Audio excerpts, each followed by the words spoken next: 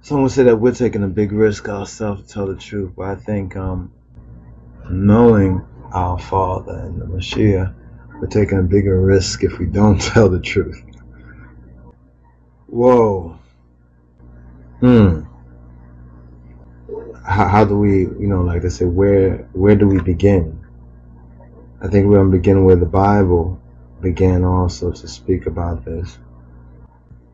JFK, John F. Kennedy, President Eisenhower, his military industrial complex speech.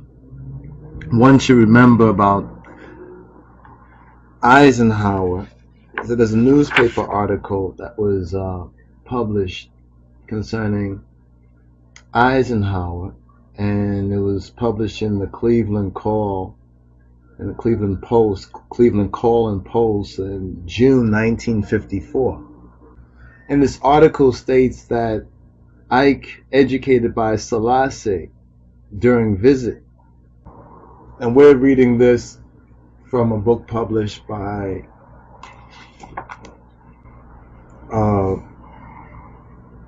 Rastafarian brother, who we pray for because he's had his own challenges and problems.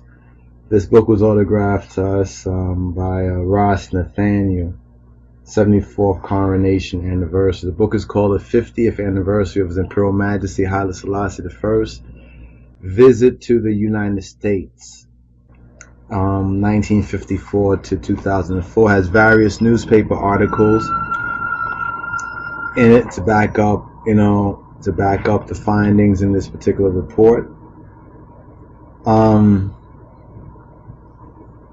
we want to share this with you. There's a couple of interesting newspaper articles that hopefully you can still find in general circulation.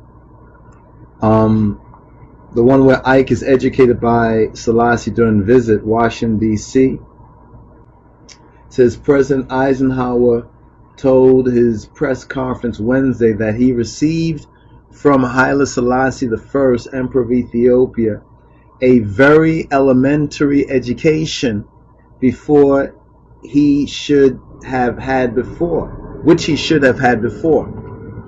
Excuse us for some of the outside sounds.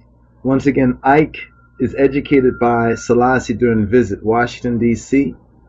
It says President Eisenhower told his press conference Wednesday that he received from Haile Selassie I, Emperor of Ethiopia, a very elementary education which he should have had before. Mr. Eisenhower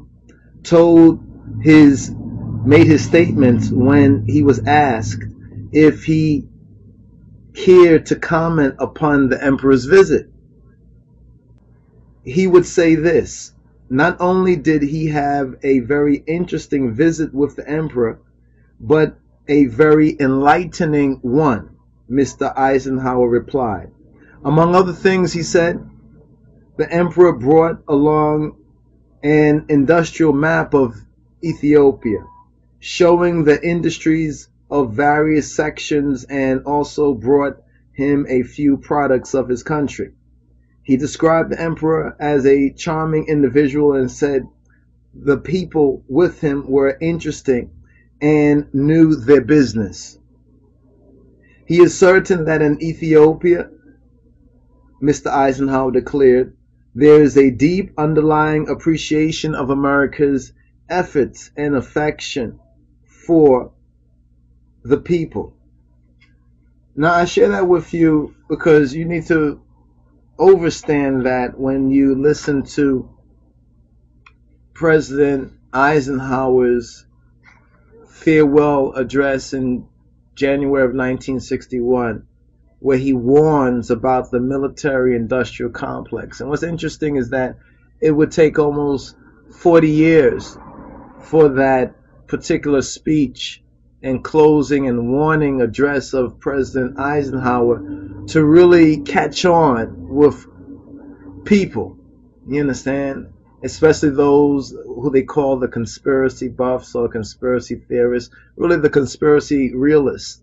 You understand, who many of them have cited that particular speech of President Eisenhower as a clear warning from not someone who had an aversion to war in the sense of someone who did not know anything about war, but a decorated war hero who became president of the United States. It is very, very interesting because once again in the Chicago Defender of June 1954, we have this very same basic article, or the same content of the article. Selassie educates Ike during Washington tour, Washington, D.C. The NNPA, President Eisenhower told his press conference Wednesday that he received from Haile Selassie I, Emperor of Ethiopia, a very elementary education, which he should have had before. This is, some people say it's deep, you understand? Yet it is something that many people have failed to put together because so much propaganda has been circulated, you understand, against the Emperor of Ethiopia, the King of Kings of Ethiopia, and history has virtually been rewritten. So most of the history that people get, you understand, about many of the events that have happened over not just the last 40 years, but the last 400 years have been so carefully and cunningly rewritten that most people don't even really know, you understand, that it's been rewritten, and they're getting a rewritten version of history. As Napoleon Bonaparte said, that history is written by the winners. History is written by the winners. So we want to touch on a couple of key events and ask you all who do your research to investigate these matters for yourself before you just jump up and, join one side or the next side, or say it's all false, Haile Selassie a murderer, autocrat, wicked autocrat, this garbage. This is pure garbage. You understand? There's no facts to it. He robbed his country. No facts. All even over the years. He starved his people. All that has been disproven over the years. This is why they don't bring up these things. Only some fools, basically, who haven't gotten the update, who didn't see the retraction written on, at the end of the newspaper, concerning these matters. We want to touch on President Kennedy, JFK, because a lot has been made over the years about the conspiracy, this conspiracy theory of Kennedy. There's a documentary, I think Alex Jones has something to do with this documentary about JFK and the Bush connection that shows, the Bush and family and the Nazi family connection, and the different ones who are part of the Kennedy entourage, how even Kennedy, had a premonition of his being assassinated. There's a rumor that President Kennedy said to our father, the King of Kings of Ethiopia, that he looked forward to meeting with him again when he visit the country, when he should visit the country again. And His Imperial Majesty was alleged to have said, and we say alleged because this is something that's been told to us and we've heard from different sources, but haven't seen it like in any book or so-called fact-checked, but it's something that has been alleged to have been said and reported in some sort of publication, that His Imperial Majesty was to say to President Kennedy that the next time that he comes forward, he'll be coming forward to his funeral. And whether President Kennedy realized exactly, you understand, what that meant at the time, true enough, His Imperial Majesty's next return to the United States of America would be at the funeral procession of John F. Kennedy, John Fitzgerald Kennedy. And it's very interesting as you put the pieces of the story, the pieces of the puzzle together and everything. Kennedy's speech, Kennedy made a speech. They say it's the speech that killed him, that got him killed.